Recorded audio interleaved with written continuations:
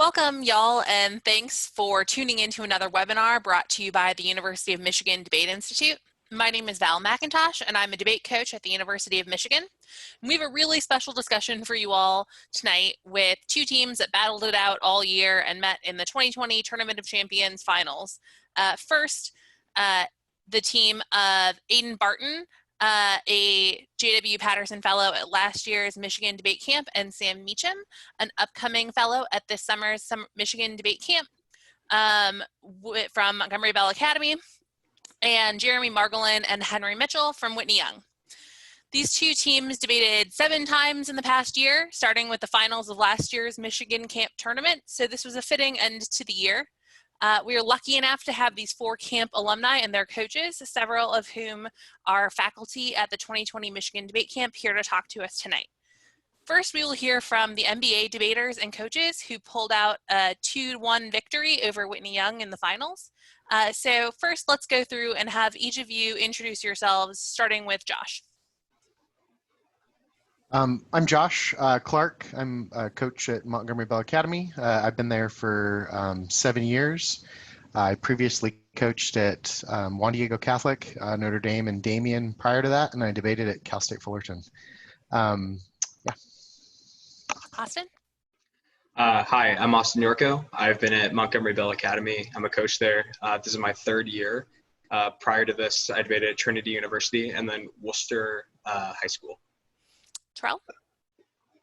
Hi, I'm Terrell Taylor. I'm a graduate student at Vanderbilt University in Nashville. I've been helping out MBA for the past 3 years.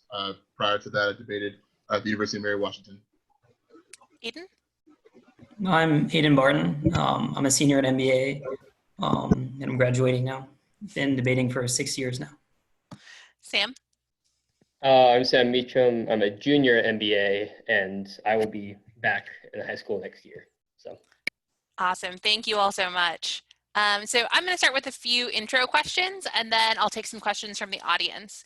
If you have a question for the MBA debaters or their coaches, please submit them through the Q&A system on Zoom, and I will go through and read some of those questions to the MBA folk. So my first question for all of you, and you all, I'm sure this probably, there might be some different answers between the students and the coaches. So what changed about how you all prepared for the TOC in the online format? Aiden and Sam. Clark, that's all you. Sure. From an organizational perspective, it was about basically, I guess the primary difference is you don't have that day-to-day interaction with each other. And so making sure that everyone's on the same page and is able to stay engaged. As a coach, you wanted to measure which of your debaters and students were still interested and wanted to be involved. I think one thing for us that was unique is that I think more of our students wanted to be involved than maybe would have if it would have just been live, because finding a competitive outlet, finding an outlet for an activity that you're passionate about during a difficult time, I think was kind of involved more of our squad than maybe it would have otherwise. And we had 11 or 12 other students besides Sam and Aiden who were actively cutting cards and researching and scouting. And it was great to be able to do that. Organizationally, we would meet, we would chat via Slack daily, and we would meet during quarantine twice a week as a squad, and we would meet every day with Sam and Aiden to do various speaking drills and discuss research strategies. And as we let up, that included Saturdays and Sundays leading up to the TOC. So I'd say, basically what people do for the regular TOC, we carried over and we just did it remotely. I think being able to do it remotely maybe created more ease in terms of fitting everyone's schedule and making sure that we could do it because we didn't have to be in the same place. But also, there's a face-to-face trade-off. But organizationally, those would be the things that I said that I would say changed, that both had positive and negative effects. Yeah, I think from a prep standpoint, a lot of the mechanics of debate kind of remain the same. You know, everyone is cutting cards, everyone is prepping for the teams that we knew, you know, we might face in the elimination rounds or the deep prelim rounds. I think the biggest thing that changed prep-wise was that we gave so many more speeches. Just Sam and Aiden were speaking every single day. And I think that a big recommendation is that if you are a squad who does not normally emphasize speech giving as part of a pre-tournament prep, you need to start that if you want to debate successfully online, just to work out all of the bugs and get the right speaking tempo, have the right voice inflections, all of the kind of like traditional kind of public speaking mechanics, I think were the things that changed the most, not the kind of debate prep itself. Yeah, I'd agree with what Mr. Clark and Mr. Yurko said. I don't think I agree that the prep wasn't really at all different other than, well, the one thing I'd say is this is less about debate and more about the collective historical moment we're all going through. It's obviously a weird time for everyone. So being able to like balance debate prep with the fact that we're all at home, there's different school responsibilities, different responsibilities in the personal life was one difficult thing to be sorted out at the beginning. But again, that's less about debate itself and more about what's going on in the world. Makes sense. So the next question I have for you all is, what tech did you all choose to use, and what would you say are kind of the most important have to have them things? Did you use headsets, Ethernet, dual monitors, anything like that? I think Sam or Aiden?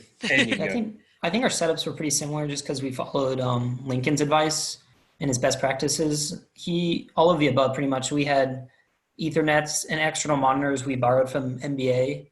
And then we used headsets with mics that were attached, like Sam's wearing now. Besides that, the only other tech thing that like was probably the most burdensome part was like figuring out how to communicate with your partner during round. And it seemed like calling was the best method for that because you didn't want to use Wi-Fi, and which would cause, you know, your main video to lag. So we called and like muted that during round. Okay, were you all on a call then the whole time, or did you call each other just during prep? Well, it would depend. Like at first we tried to do calls the whole time, but if the call's idle for too long, it'll just automatically cut out. So most of the time we'd call, like if we were, for example, if we were in an AF round, we'd call during the 1NC to make sure we had everything. We call during 2AC prep, 1AR prep, 2AR prep. It seems like it's actually in some ways, despite there being some technical problems and difficulties, it seems like in some ways it's almost easier to communicate with your partner when you can mute yourselves on Zoom and then talk during, you know, the 1NZ, for example. Did you all find that to be the case? Yeah, I think it's way easier to communicate. At least for me, though, during like the block and I was prepping for the 1AR, usually like I can talk during the 2NC with Meacham like quietly and he'll like point something out to me, but you can't really listen to two audio sources at the same time, if that makes sense. So it's a lot harder to talk and listen during speeches, but it's way easier if you just want to like take off the headset during the 1NC and talk with your partner, I think. That makes sense. Is there anything that you all would have changed about how you communicated with each other during the debate, now going back and looking back on how the debates went down? I'm not sure I would have changed anything. I think we adapted decently well. The one thing I would add to what Aiden said is GChat was really helpful to us, especially during the situation where you didn't want to take off your headset and you wanted to be flowing the whole thing, especially which is basically every speech that's not the 1NC. So that was helpful during that, just to have quick communication. Just have quick communication during the time we wanted to flow. But I don't think I would have changed anything. Nothing really comes to mind on that front. Yeah, one thing I would mention is so we had the GChat on the external monitor because obviously there's the issue of communicating with your partner during their speech. If they forgot a card or something. So we would have GChat open And then we had a Google Doc open if we had to paste a card into it, because we couldn't think of a better way to get a card to your partner during speech without, just sending email to them. I don't know. That might be worth thinking about, but the Google Doc was the fastest thing we could come up with. Yeah, that's really awesome. That's a great advice. So based on your experience with the tech that you all used, both for your debates, for communicating with each other, what would you recommend to people going forward in online debates? I'd say if there's one necessity, it's definitely the headset, because otherwise computer mics are problematic. Usually they cut out, they're spotty, they don't register the best audio. If I had to have a second must-have, it'd definitely be Ethernet, because we had some experiences. It's really easy to have a problem where like maybe 5 to 10 seconds of speech cuts out, which would be very bad. Luckily, that didn't really happen as much as we anticipated before we went into the TOC, but that's still something to be cognizant of. And I think Ethernet's the way to solve that, because it's very stable. So if all the other stuff, a dual monitor, a mic, etc., is pretty useful. But if there were two must-haves, it'd be headset and Ethernet. That actually leads me into a great question, which is, did you all experience any technical difficulties either in your debates, whether you had them, your opponents had them, the judge had them, and to the coaches, did any of you experience those in debates that you watched or judged?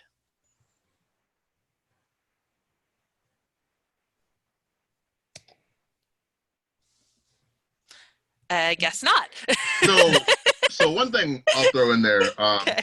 for a few debates that I judged, and a few debates that I watched, I think one thing that's difficult to control and is something of a tech issue is just the surroundings of where you're debating. So a number of times in a debate I watched, someone would mow the lawn outside, and that's just the thing that's going to happen. It's going to create something you got to work around. I think the headset is a really good way to kind of minimize that to a great degree. The other thing that's surprisingly difficult, and I think the headset is also critical to kind of minimize this, is if you're debating in a room that has a lot of echo. And so usually you want to go someplace where there's not a lot of people, but if it's a really empty space, then that creates an echo sort. So the headset was really useful in sort of blocking that out. And the other thing is just, learning the tech and knowing how to use the tech. There are a number of people who had headsets, but couldn't quite get them figured out, whether it was a matter of some feedback, some noise from the headset headphone piece going into the microphone, or vice versa. So practice, I think, is absolutely critical. So I think along with giving speeches, as many practice debates in terms of practice tournaments, or even something like scrimmages between squads, or practice debates amongst your squad, are really important to hammer a lot of that out. I think that was the big difference between some of the debates you would watch in prelims versus the late elims, and definitely by the final round, you could definitely see that all four debaters knew their tech, knew what they were doing, and knew how to execute. Yeah, no, definitely. I mean, I remember watching the final round and being really impressed with everyone's technical abilities. There was one thing that Josh pointed out that I also noticed when I was watching, and unfortunately I couldn't get a video clip of it to work, but I noticed that one thing that Aiden did during CrossX was to kind of look in the direction of the person who, the like Zoom box of the person who he was asking questions of, which was a really effective way to make it clear that they were actually in a dialogue with one another, which I feel like you miss a lot of in online debates. Were there other things like that that you all kind of practiced or prepared to execute? One thing on the topic of CrossX was that Mr. Clark recommended that turned out to be really useful was, given the delay that might happen over Zoom, if you receive a question, you pause for a second and then start answering. So there's no overlap, there's no feedback loop that makes it more unclear. Because it's really easy. Well, obviously we know in debate, it's really easy for everyone to start talking over each other, but that's really bad online because the sound quality might not be great. The sound quality might not be great. So I think pausing and ensuring that you're minimizing the amount you talk over people online is especially important. Yeah, I definitely agree with that. I think we had an explicit focus on trying to insert like as much of the human element as we could, because we were aware that that was something that was lacking. So like, obviously like ethos moments slowing down are always important in the rebuttals, but like you got to overcompensate almost. And we were very aware of that. And I think that was helpful both in cross-ex and in speeches. Like one problem was like, if you have an external monitor, it's easy to like just look at that during your speech. And it's a little thing, but I think like looking at the camera, if your judge has the Zoom pulled up is important. So just like paying extra attention than you would to like things like eye contact, speaking slowly, judge connection is important. Were you all able to get sort of nonverbals from judges? I know that that's something it's a lot easier to do in person, obviously. But I was curious what strategies you all had to kind of watch and see how judges were reacting to things in the debate. I think it was tougher for sure, but I think not impossible at all. Because ideally, if you have double monitors or if you have a single monitor, you can accommodate this. You want to have the zoom up while you're speaking, so you can of course see those nonverbals. I found it was not as hard as I expected it to be able to look at the judge's face and see what the judge was thinking, but I'm not sure if others had that same experience. Yeah. So, okay, sorry, go ahead, Nate. Oh, sorry. Yeah, I agree with Meacham. I found it a lot harder for nonverbals, like, to be honest, for me, just because I think I paid less attention to it because it's harder to pay attention to it. So maybe that's another thing to like be aware of so you can overcompensate for it. That makes sense. So one question I have that's maybe a little bit more geared toward the coaches. What was your pre-round coaching experience like? What platforms did you use? What did you like or dislike, things you tried and either liked or disliked? And what would you recommend to others going forward for pre-round prep? You want to start, Josh? Sure. So we kept a Google Meet what we call our virtual war room, open basically first thing in the morning until last time at night, and we only allowed the students who were helping in there if we were formally having a meeting, and we would have a meeting time with kind of the helpers in between each round to discuss observations or things. We'd kind of gather what was communicated to us via Slack and then kind of bring up those subjects and make sure that everyone was on the same page about assignments that were given out in between rounds. So it was a coordination of Google Meet and Slack. And then Aiden and Sam would pop in right when pairings came out, and we would delineate last second assignments based on that. And then as soon as they were comfortable, well, first they would go to the virtual room once pairings came out to disclose and everything, and then they pop back over, we'd meet again, and then once they were comfortable with the situation, if they were just waiting on evidence from the coaches or students, they would go back and wait and prep. And that way it was like, in a way it was better because I felt like coaches, so I overcoach or overstay sometimes when they need space, and I think that prohibited that from happening, where they had more autonomy over that and the coaches still got to say what they wanted to say. Yeah, I think something that was really important was coming up with kind of like an order of operations. And what I mean by that is because everything is virtual, right? It's really easy to have a lot of coaches, students, helpers, whoever in the room, quote unquote, with you. And so I think it can be really easy to start talking over everyone. Voices clash, right? Because A, there's so many people. B, there's no really nonverbals to see that, oh, this person is about to talk, everything like that. So kind of just having those pre-tournament discussions of like, this coach or this student is working on this assignment. So if that AF is the pre-round kind of target, that person will talk and then this person. So kind of coming up with an order by which people discuss things and which people speak up is really important to kind of dilute that too many cooks in the kitchen kind of effect that an online kind of pre-round can generate.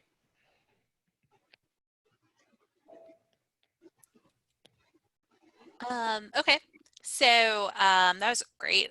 The last question, actually, I'm gonna go to a couple of listener questions first before I go to my last question. So the first is, what was something you wished you knew before you started debating online? I actually have a good answer for this. So if you're using, as I think most people do, like a regular sized table tote as a stand, I found it really hard to, at least at the outset, to set up my computer during a speech on that, because I'd have my computer off the side. I'd have like 5 different cables reaching out of it and like a big converter that would take a bunch of space. And then I had an external mic, and then I had to put my flow somewhere. So it got really cluttered and difficult sometimes to navigate. So I think something to know beforehand is, if you are going all out on tech, then that's going to be a problem.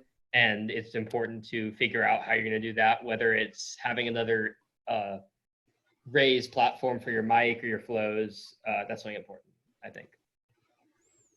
Yeah, that's definitely good advice. One thing that's not tech related for me was that I kind of realized that the tournament is like just like a regular tournament, except without all of kind of the restorative aspects, because you don't have team lunches, you don't eat dinner with your team, you're not even walking from round to round with your partner. So it can be very draining, very fast. And it was really fortunate, I think, that the university decided to space out the days, which we thought we would need for tech issues, tech delays. But it turned out like during that time, I would hop on the war room and just talk with Ms. Yurko and Terrell, Mr. Clark. So I think like don't be afraid to do that, and I think you might need to pay more attention to that than you normally would at a tournament to not get burned out quickly. That's really great advice. So the next question was, how did you adjust your online speaking speed? And sort of how did you decide what was your ideal speed? How do you adjust that if other teams are maybe going faster than, trying to outspread you in the online format?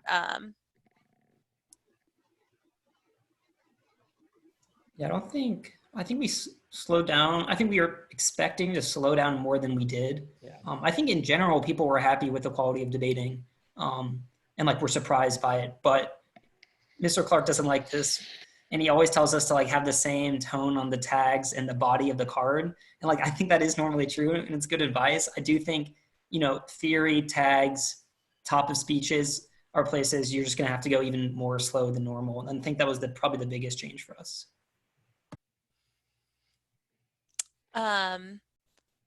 How did you all deal with opponents cutting out during a speech, or did that happen in any of your debates where you missed a moment or a few seconds? And how do you compensate for missing something that your opponents may have said? Aiden, you wanna? Yeah, we had a prelim where there was one speech in which it was hard for us to hear. And it was hard to deal with. I think like in that round, we didn't redo the speech because it wasn't that bad, but I think that might have to become a common if it becomes to that point. I think in general, when that happens, you're just going to have to like appeal to the judge literally in your speech. And I think everybody's going to get more used to that, and judges will be more lenient with that. But I think in general, like as soon as somebody starts cutting out, just the only thing you really can do is just try to write down everything you can, because you're going to be only hearing like parts of sentences. And then you're going to have to use prep time to parse together their arguments before you start writing down your answers. Yeah. Did you all do anything to try to compensate for that? So one of the questions someone asked was like, would you recommend sending more analytics in your docs than you normally would, or things like that?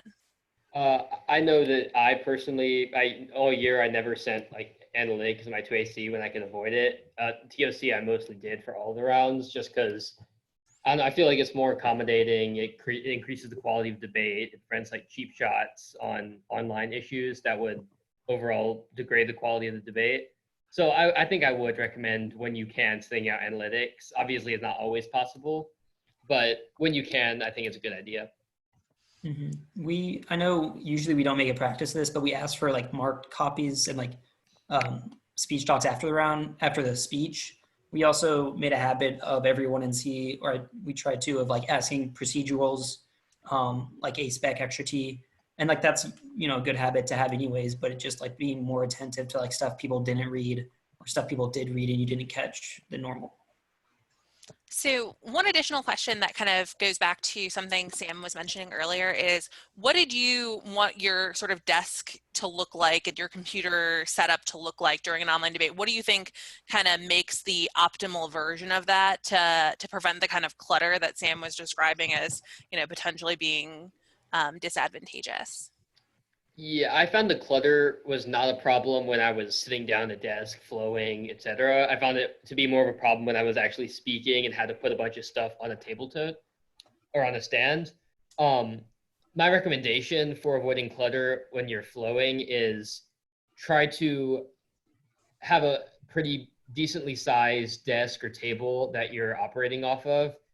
And second, to clear all the non-debate distractions off. For example, I have a pretty big desk, but before the tournament, what I did was I cleared off like pencil cups. I cleared off, I think I cleared off like a lamp that was there, because those things can create unnecessary clutter, especially when you have maybe two monitors, a mic, flow paper, a computer, etc. So big table and as much free space as you possibly can to use for debate. Yeah, the only other thing I would add to that is if you're using an external monitor, like the eye line you have or like the line of sight you have is really important to be thinking about, especially when you start standing up for speech, because I know sometimes I would like set up the stand where I couldn't see Meech's G chats, and then I would have to move during my speech to make sure. So like just make sure how you're going to be looking at all this stuff when you speak. Makes sense. The last question that I will ask real quick is what would you say was the biggest challenges you felt like you had to overcome, and what would you recommend others do to avoid those? The biggest challenge for me might have been the kind of partner, not intangibles, but the constant partner interaction you usually get in a real round. Because it's, as Aiden said earlier, it's really easy during a 2NC to lean over and discuss something without missing much. But a phone call, you might have to like take off an ear. You might have to just stop listening what's happening. So the biggest challenge for me was definitely the lack of ability to engage with your partner to the extent that is possible in a real debate round. Yeah, I agree with that. I mean, I kind of talked about this earlier, but just there's like a temptation to either feel like it's not a real debate tournament or to go on the other hand and be like, it's completely a real debate tournament. And then you're just going to get really stressed, even more like draining than usual. So I think like coming to terms with that, this is the reality, and like conceptualizing it as something different than in the middle of those two things, and being able to kind of recuperate after each round. I know Meacham and I would call each other after each round and just talk, not necessarily about the round, but I think that was really helpful to kind of get back into it. And like, I know at camp, I hope there's going to be stuff like this where it's just like, the more you can reach out in non-debate context, I think that's really important so that you're stronger when it comes to the debating itself. All right. Well, Val, sorry, could I go add ahead, one thing? Josh. Yes. So I think one thing that hasn't been mentioned that probably should is debating in your house is gonna, it's gonna take a sacrifice from your family, and whether that's finding a proper area, a proper wall, a proper internet hookup, a place where all of that can happen, negotiating that beforehand with your family to make sure only adequate disruptions can happen, I think is also something that you need to take into account, because you're going to be screaming and reading fast, and it's a lot different than what your family's used to hearing. They haven't experienced what a debate tournament is, and in the world of online debate, they're going to be there at your tournaments. So that's one thing to keep in mind. And a quick story. I just wanted to say how an instance where parents really saved the day.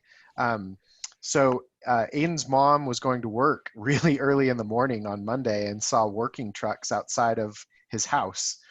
And she made a mental note, and on her way, she called Aiden's dad and said, "Hey, I'm worried about these trucks. Will you go out and see what's going on?" And so he did. He went out and said, "Hey, trucks, what are you planning on doing?" And they're like, "Oh, we're doing some things. Don't worry, we'll only cut the power for about 2 hours today." And no. obviously that would have changed our Monday. And he fought with them, called the city, called all of them and got them to postpone an entire day of work until the following day. So things that you would never have thought of otherwise. That is very true. All right. Well, I thank you all so much for your time and your insight. We really appreciate it. We're going to start transitioning you all out and bringing up the Whitney Young folk. So thank you again. Sam, we look forward to having you as a fellow at the camp this summer. And Aiden, best of luck in college. Thank you so much. Thank you. So while everyone is transitioning in and out, I just want to let everyone know that we will continue bringing you new content every week until the camp begins through our Canvas page. Next week, we will have a super exciting treat for everyone.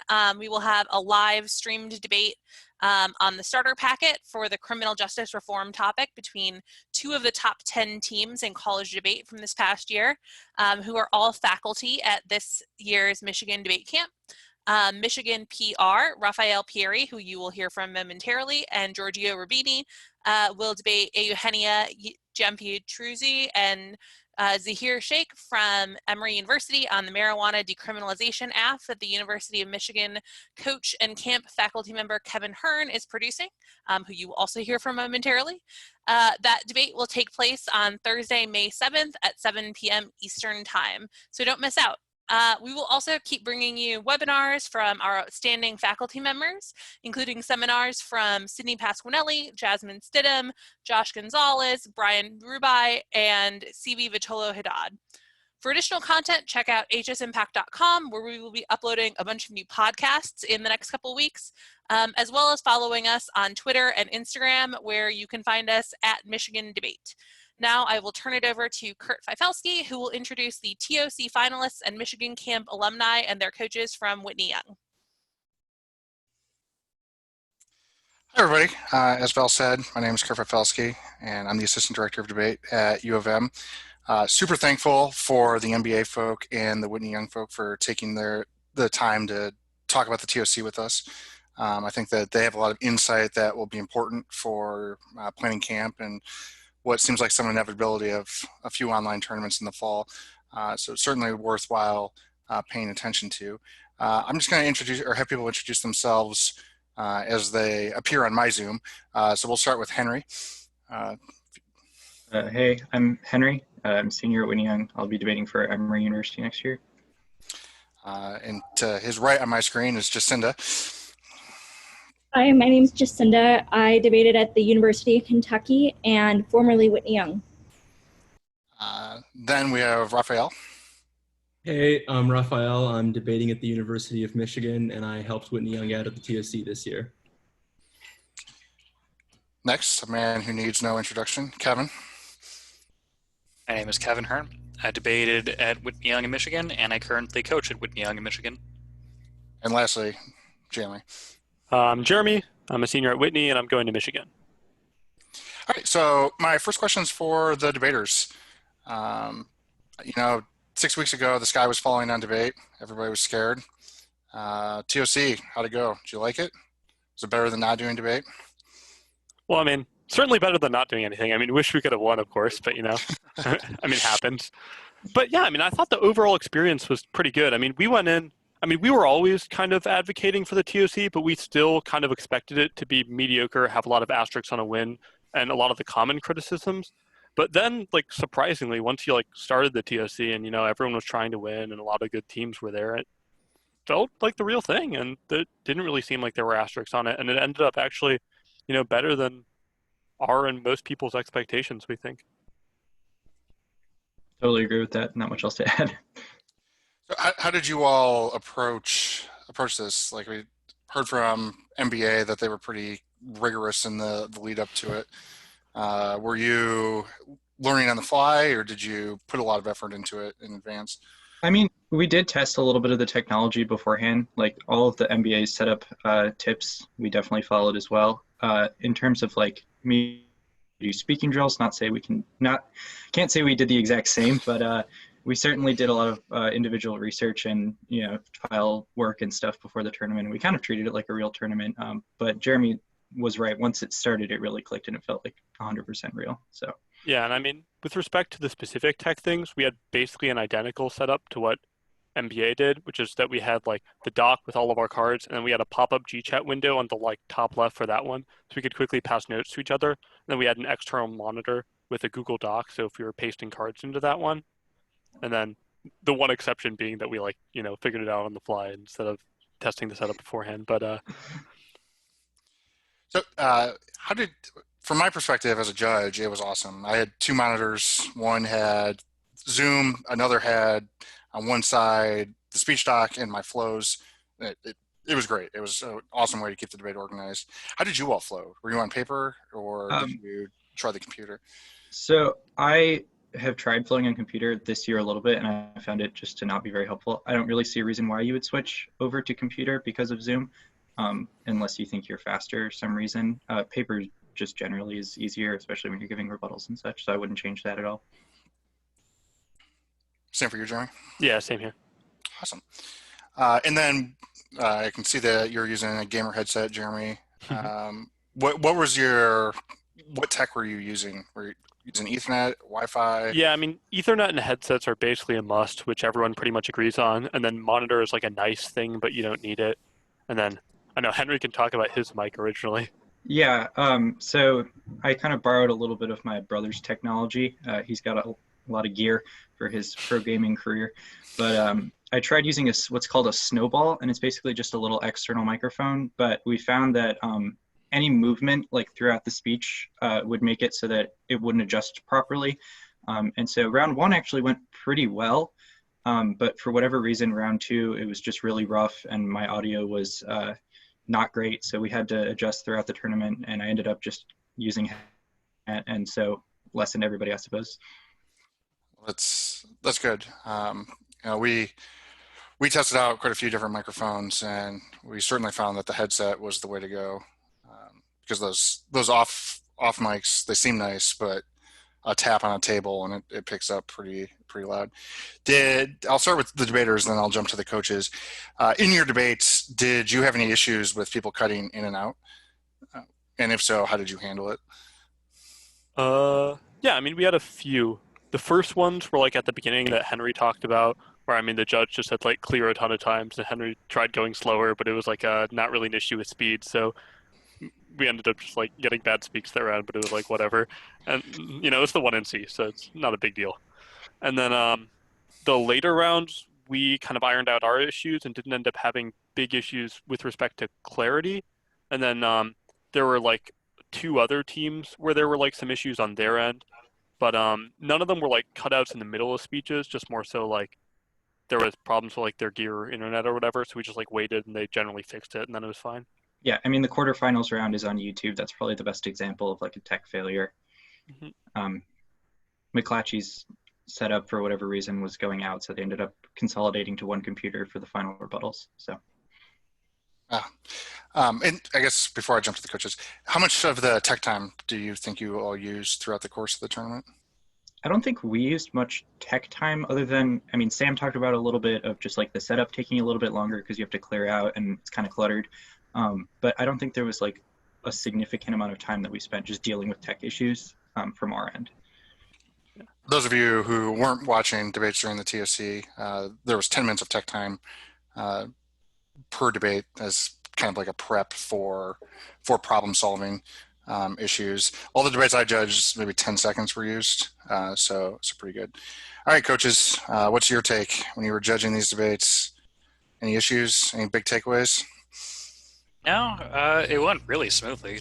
I flowed on paper, which I usually flow on my computer, but I kind of figured that I'm already playing with fire with the terrible computer that I have, and so anything that I could manage to offline would be for the for the better.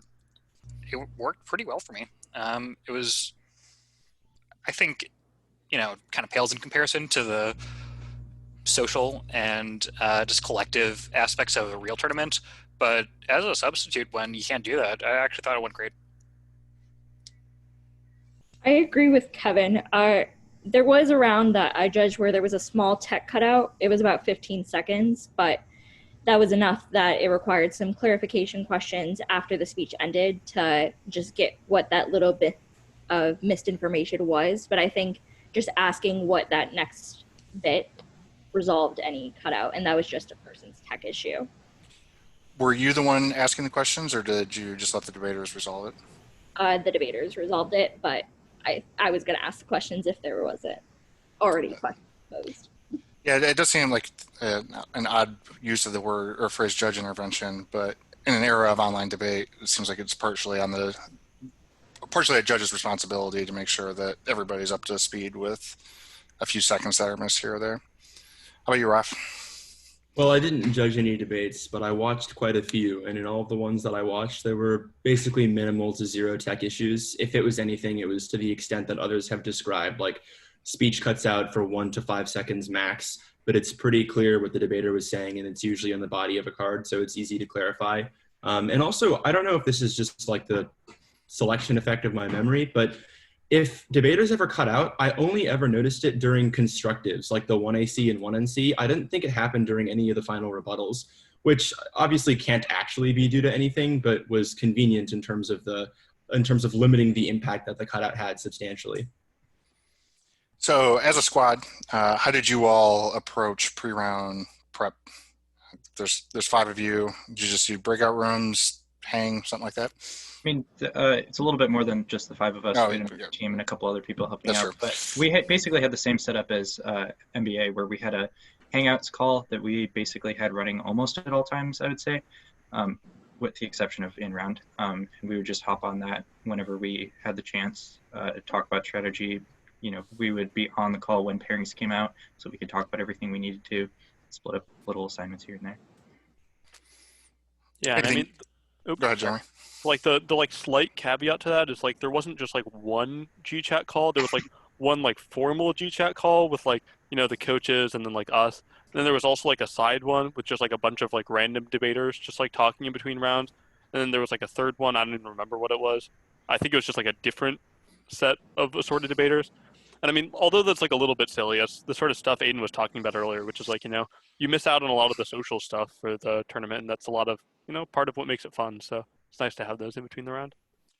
No, and certainly. And I think that, from my perspective, whenever I look at any of our debaters' computers, it's open to Gmail and there's 16 different group chats that they have going on with people from many other teams. So it's good to know that we've, as a community, built that infrastructure to at least continue our friendships online, even if it doesn't work out that way. Why we choose GChat is still beyond me, but I guess we can. How did you all communicate during the debates? Sounds like identically to NBA. Jeremy and I called each other during the rounds. We actually had a little bit of a different setup at the beginning, where basically I was using earbuds. It was very strange. Earbuds for my phone call with Jeremy, and then a headset like a little bit lower so that I could hear the round still. And it was kind of creating a little bit of feedback. So we eventually just like speakerphone with the call, and then headset, loosely on so that you can hear both. It works just fine. I mean, this was actually the biggest tech issue, and the one where it was like, and I think NBA talked about this a little bit earlier, where it's like, it was pretty difficult to both talk and listen during a speech as opposed to how it is in round. And it's not even like it's that bad to have 2 audio sources, but we just couldn't figure out how to do it quickly on the spot in a way where there wasn't just like an atrociously bad echo that made it just like impossible to hear anything. So we basically just ended up almost only saying anything if it was like really important or just like G-chatting during speeches, and then only really calling during prep for the most part. But I mean, that seems to be reasonable. Do you think there's any, hindsight being 2020, is there a better way to go about it? Or it just seems, it's so simple, it seems perfect. I'm sure there is. It's just you need to find a way to minimize echo. So it probably has something to do with either how you configure your headset, or if you can have two audio sources going to one headset, and then just mute yourself via Zoom instead of with like a headphone switch.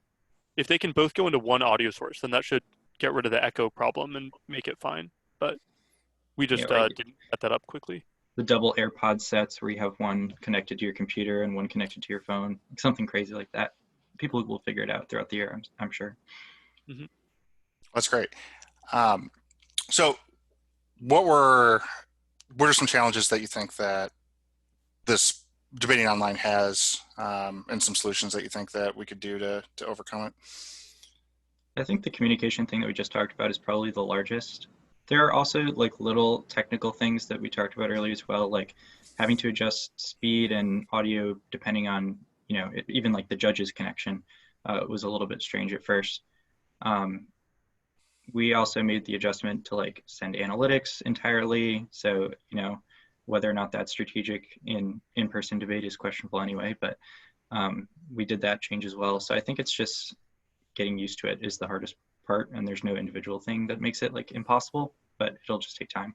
Yeah, I mean, the one thing I'd add to that is even though a lot of the individual issues are small, especially at the TOC when debating new AFs, they have the ability to like compound.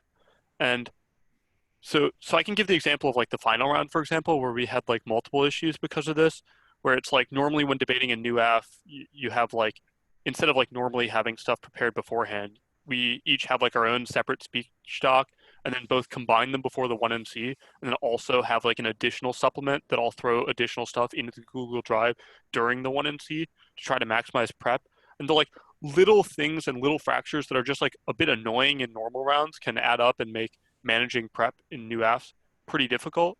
And the one thing I'd suggest for dealing with this is like some of these, other than just like tech fixes like we talked about earlier, is to some degree a bit unavoidable. That's going to be a bit more difficult.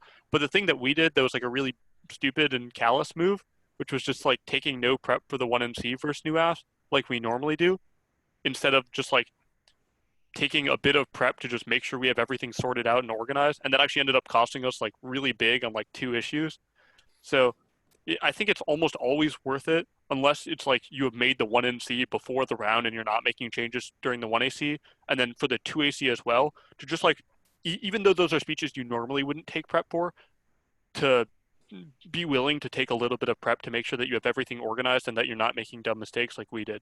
And then also like for the 1NR as well, actually, that's a speech you almost never take prep for, but in this case, you may be taking like 15 to 20 seconds to just make sure that you got everything good.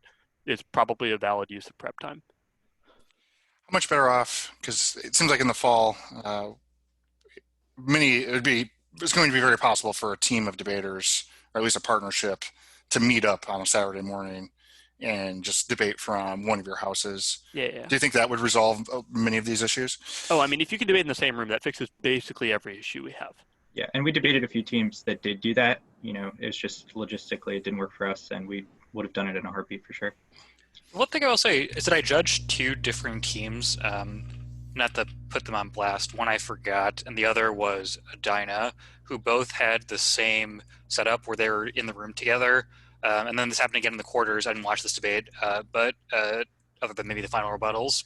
But CK McClatchy against Whitney Young. Every single time I saw a team of 2 people in the same room, I don't know if it was because they were meeting up in school and so they couldn't use Ethernet and the Wi-Fi was worse. I think that might be part of it. But every single one of them had speeches cut in and out, basically in the constructives and the rebuttals. And no one redid any speeches. I remember Aiden suggested that should become a norm if like you just can't get a speech. Maybe that's the case. It's maybe the best reason for why there's like so much built-in time for the pairings. Although it doesn't really seem that practical or like it would even fix itself, because I don't know why redoing a speech would necessarily mean that the connection issue is resolved. It's hard to say what the solution to that is if your connection isn't fast enough for it to work. But I would say meeting together in a school and not using Ethernet is probably inferior to doing it separately from home with Ethernet. So Ethernet's the king of all. Yeah. It's kind of the big takeaway. Yeah. That's good to know for those of you who are still kind of figuring out what your plans are for camp and debate in the fall in classes. Routers are somewhat cheap. Mesh networks are a few $100s, but can go a long ways in fixing many problems. And if you're going to be spending so much time on a computer, it might be worth making a pitch to your folks to chunk out some change for it. So, Raphael, you won the TOC, and then you coached the team to the finals. Anything that you would have changed in your initial approach as a debater that you witnessed as a coach? You mean separately from like online specific? Yeah, just in like general? just prepping for a tournament. So one thing that Whitney Young did way more than I did when I was in high school was gearing prep towards specific teams. Like we kind of went into this tournament with NBA as the opponent number one, and that turned out to be an accurate, if tragic, prediction. And I did that much less myself in high school. It was sort of general strategies with the intent of having something that was applicable in multiple situations and fit an archetype rather than a specific team. And I think both approaches have value, and it's important to know when precisely to hone in on one as opposed to the other. I think we did it pretty well for this tournament. Like NBA was the prep target. At the same time, though, we also had general rubrics for strategy. Like we had certain apps that relied on a trick, certain apps that were built to be more simple and straightforward for prelim debates. We had counterplans that were reserved for certain debates and counterplans divided based on type. Like we wanted to be able to break a number of new process counterplans, have some saved for the elimination rounds, have counterplans that didn't try to solve the F but fiated in a disadvantage. So I think going into the TOC, assessing where you are in the bracket, and this is something that if you read HS Impact that Scott talks about basically in almost any post about the TOC or tournament preparation, assess where you are in the bracket, look at teams that are immediately above you and below you, and then gear your strategies towards beating those teams. And that's where you can get really specific. If there's a team that you keep debating in a break round or in an early elim because you have a similar seeding, then that's the place to focus most of your preparation. And for teams that tend to be further apart from you in the bracket, whether lower or higher, then you should keep the prep more general. So I just think having that mindset, knowing how you want to organize your prep versus specific and general is an important structuring factor when you go into a tournament in the TOC especially. Awesome. So any other thoughts or comments that you all have on online debate, ETOC, et cetera? One other thing that hasn't really been mentioned is just like the proliferation of new apps at the TOC this year. I mean, obviously the TOC is always a time for new apps, but I think this one was particular in the sense that basically every other tournament that was towards the end of the season for teams was canceled to some degree. There were some states that kept their state. For example, Illinois was canceled, obviously NDCA. And so any new strategies that teams had been saving for that kind of like built up and was just like plopped on the TOC. And so that's why we had counter plans and 3 new apps and such, which wouldn't have happened otherwise. And I think that that's probably just a this year scenario because of the circumstances, but it made debating a little bit different, and it made all these like tech errors kind of even worse in a way. Yeah, I mean, it was a way smaller pool than the typical TOC, and so part of the reason we were able to focus on specifics was because, a lot of the teams that we had lost to or expected to potentially lose to throughout the course of the year weren't there. We had to probably do a lot less K-prep than we would otherwise, and I also think that because there were 6 rounds, that has like a bizarre effect on the psychology of breaking a new AF, because you know that you can only be AF max 3 times in the prelims as opposed to potentially 4. And it didn't change the number of elims, but I think that does kind of make people more willing to part with their new AF as opposed to maybe holding it in the holster a little longer.